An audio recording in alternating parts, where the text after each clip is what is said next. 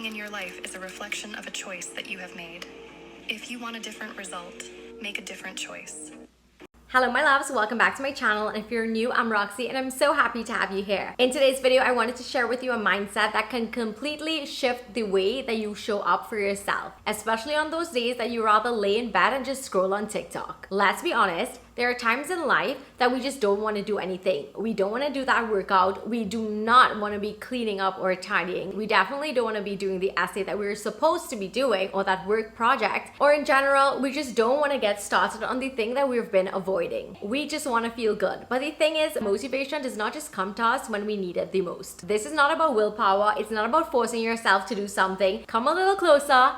It is about how you will feel after. I'm going to share with you everything you need to know on how the after technique will work, as well as why you should implement it in your day-to-day life. One thing that is so important is self-awareness. And if we understand why we're doing the things that we're doing, it is going to make it so easy for us to snap out of it and completely shift our mindset. Our brains by nature is wired to make us feel good. It wants us to feel safe. It wants us to feel comfortable. It really just wants us to feel good all the time. This is good because this is what helps us to survive. But on the other hand, this is why after a long day, it's so much easier to just scroll instead of work out. It is so much easier to buy takeout, even though it's the third time that you probably did it for the week, or even why you just want to probably sit all night and just binge Netflix. The thing with our brain is that when you pick the easy thing, it literally lights up the reward center in your brain and gives you that quick hit of dopamine before you even do anything. It feels safe.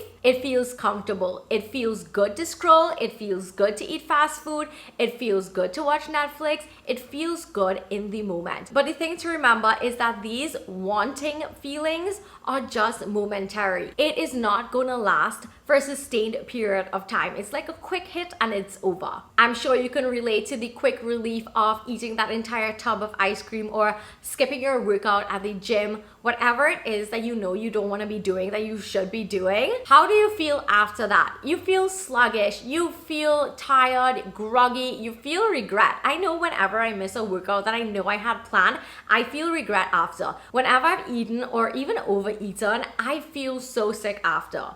You don't feel your best self. On the other side, the things that actually make us feel happy and grounded in a long-term capacity, such as having our home feel really nice and clean, looking amazing in the clothes that we wear, having our bodies feel strong and not tired after running up a flight of steps, or even as simple as having a good night's sleep. All of these things come with some kind of effort, which is why waiting for motivation is definitely not what you want to be doing, because in the long run, it never works. So that means we need another approach, and that is where the after comes in. So let's talk about that a little bit, because I absolutely love this concept and it's something that I have been doing recently. So of course I wanted to share it with you. So this is where that mindset shift we talked about earlier comes in. By focusing on how you feel after, you're actually working with your brain, not against it. Because something that feels hard in the moment, like exercising or cleaning, triggers a natural release of endorphins and dopamine when you're finished, and those are feel-good chemicals that leave you feeling calm, satisfied, and even a little energized. In life, when you're feeling resistance to do the things that are hard in the moment, things that you know you should be doing, but you're trying to procrastinate, you're putting it off, I'm going to tell you the secret. You need to pause, take a moment, and visualize the after. Visualize how you're going to feel after you do that thing that you don't want to do, that you've been putting off, that you've been avoiding, that you've been procrastinating. You literally need to vividly visualize how you're going to feel after you do that workout class. And right now, that's exactly what I'm practicing in my daily life when it comes to my workouts and getting back into my routine. I have been putting it off. I've been telling myself all kinds of reasons why I shouldn't get my workout in. And here's the thing, I'm currently doing my 30-day wellness reset challenge. I shared an entire video about this, including a free PDF that you can download, print, or use on your iPad. You can track your 30 days wellness reset, and every day I am aiming to move my body, and so far I'm doing it because I am visualizing how I'm going to be feeling after, how I'm going to feel after 30 days of moving my body. My clothes is going to fit me better. My body is going to feel leaner. I'm not going to feel as heavy as I feel or as sluggish as I feel right now. And that feeling of after is really what is helping me on evenings after a long day of work, sometimes want to slink into my couch and not do a single thing. And now instead I'm like, you know what, how I'm going to feel after doing this. And I'll put on my workout clothes. I will pull up my online workout and just get to it. And I feel so freaking amazing every single time I do this. When it comes to getting in my 10K steps, I literally just slip on some socks after dinner even, and I will take a calm stroll. I will watch a little Netflix and stroll.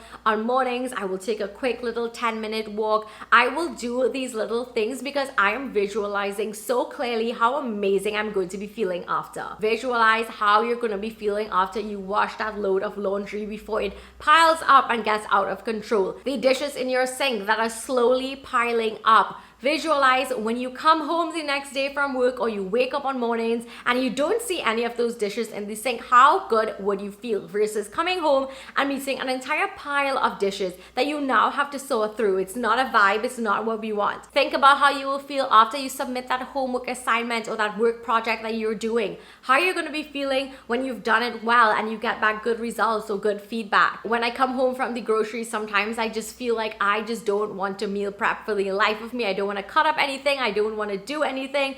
And then during the week, I am like, why did I not do this? I literally have to go in the fridge every time I need some vegetables, every time I need some fruits, and cut it up. Versus coming home from the grocery, putting on something nice to watch on YouTube, which is what I do, and then I go ahead and just cut up all my vegetables, my tomatoes, I prep my pickled cucumbers, I cut up all of my salad items. So on evenings when I come home and I'm ready to make dinner, I can literally just pick and choose because everything is mostly prepped. I don't have to sit down and have time going to cutting things up and having all of that resistance when it's ready. I feel good after, and that is why I keep doing it, because it makes me feel good and I'm eating healthy and I'm nourishing my body. Visualizing helps your brain start activating the same pathways ahead of time. It is basically like giving yourself a sneak peek of the reward. When you sit down and visualize working out and doing all of the things that we just mentioned, it literally helps you overcome the ugh, I don't want to do this feeling, because now your brain starts choosing satisfaction over struggle. One of the easiest ways to start using this is by remembering your past afters. I know it can sound confusing,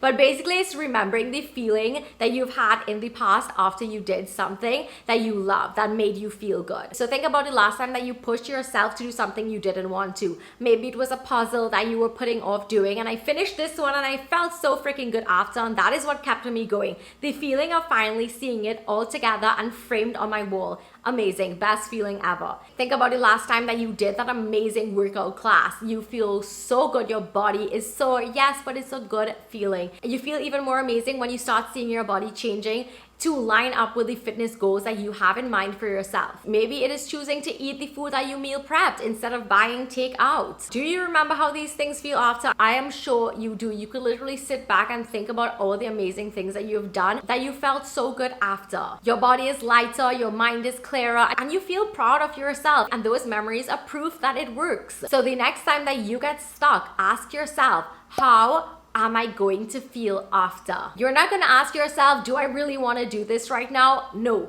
You're gonna focus on how you're gonna feel an hour after you do your chores. How are you gonna feel an hour after you finish all of your errands? How are you gonna feel after when you tidy up your space? 9 times out of 10, the after feeling is going to outweigh the momentary discomfort of starting. So how does this work? You wanna turn that after feeling into a daily habit. You wanna start by recognizing your comfort cues. Remember that our brain loves autopilot. It wants us to feel safe, good, and comfortable at all times. So maybe after work, what feels good for you is to grab your phone and have a good rot session, which is of course going to make you feel unfulfilled after. Or when it comes to your dishes and you tell yourself, yeah, you'll go ahead and wash that, and then it piles up, and instead you're greeted next day to the pile of dirty dishes. Instead of fighting the urge to not do something or just have so much resistance to doing it, take a moment to pause and notice. Your brain is literally urging you on to get that quick hit of dopamine that is not going to make you feel your best after. So instead, Ask yourself, am I going to feel good after this? Am I going to feel good in an hour? Self-awareness is everything, and that little pause that you take interrupts that loop, and it lets you choose instead of react. If you know what you're doing and you're self-aware of what you're doing,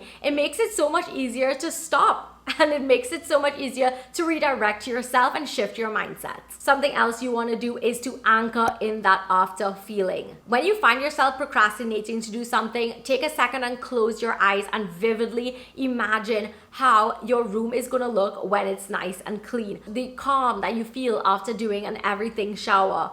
The pride that you feel when you submit an assignment that you know you did your best in, or simply the satisfaction of checking something off of your to-do list. You need to include the sensory aspect to this visualization process. It's not only about what you're going to feel, but how is it going to look? What are you seeing? What are the sounds? How it's going to smell? And while you're doing that, your brain is literally going to start releasing dopamine just from imagining the after. And that is the momentum that is going to propel you forward. It is what is going to lead you towards action versus forcing yourself or pushing away from it. Next up, you want to break things down into smaller wins. I love this because it makes you feel so much less burnt out and overwhelmed. So when the task feels too big, shrink it down into smaller, more manageable steps. Instead of thinking you have to clean every single place in your home, clean one counter. Instead of doing a full workout, do a 5-minute stretch. Instead of reading an entire book, read 2 pages. If you have a lot of work and a lot of essays and projects to work out, use the Pomodoro technique.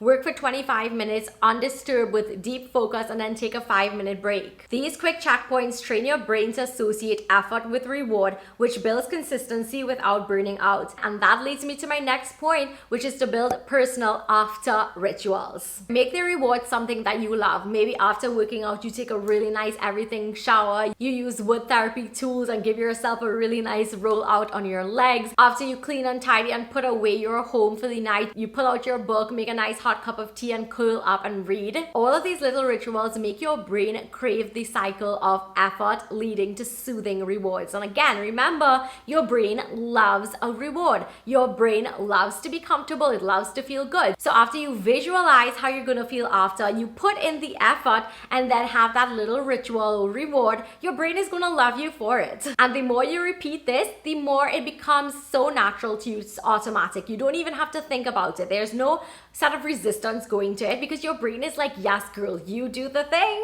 So I wanted to share with you some real life scenarios that you can use this technique and see how it works for you. So for instance, if you come home from work and you feel absolutely exhausted, you are going to shrink the task and visualize even the smallest after feeling. Like how you would feel after you take a really nice stretch, how you would feel if you walk outside in the sunlight. And don't forget to pair these things with comfort. So for instance, put on your cutest workout clothes, sit with yourself for a little bit, and then you'll feel like if, okay, yeah, I want to go for that walk, I want to do that little stretch. Another scenario, very relatable, is you have no motivation to clean. Again, shrink the task, visualize how it's going to feel and pair it with comfort. So now I would light a candle, I will go ahead and put on a really nice YouTube playlist, a nice vlog from someone, or listen to a podcast even. I would have that playing in the background while I tackle just one area, just one small area. And I will do a 10-minute tidy, make it easy again, shrinking that task down into something that is manageable. And of course, having that ritual, that good reward after. And then I end up feeling good because I'm watching my favorite YouTubers and I'm cleaning my space. And then I'm looking forward to how amazing it's going to feel after. Next up is something very, very popular. And that is the feeling of just wanting to scroll, of just wanting to rot, having a good rot moment. My tip for that would be to delay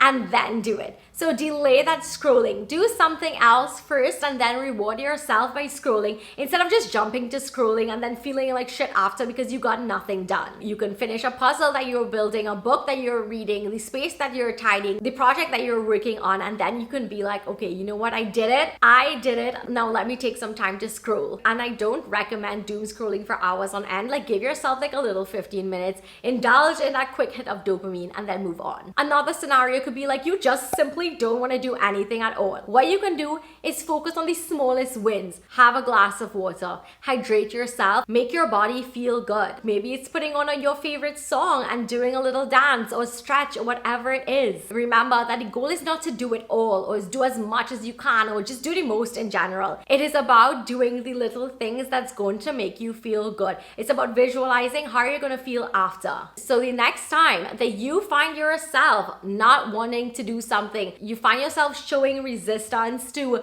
doing whatever it is. I gave so many examples in this video. You're going to do what we said in this video. You're going to take a moment. You're going to acknowledge that your brain is literally just craving that dopamine. You're going to close your eyes. You are going to visualize how you're going to be feeling after you do this task, after you do the thing that you've been avoiding. Ask yourself, how do you want to feel after? How you will feel in an hour. Vividly picture it and let that vision be what pulls you into action. Remember to start small. Pick the smallest wins. And the more you implement this, the more your brain is going to look forward to feeling those after feelings. I hope that you enjoyed this video and that it gave you a new little perspective on how to switch things up and redirect yourself when you're feeling like if you don't want to do something.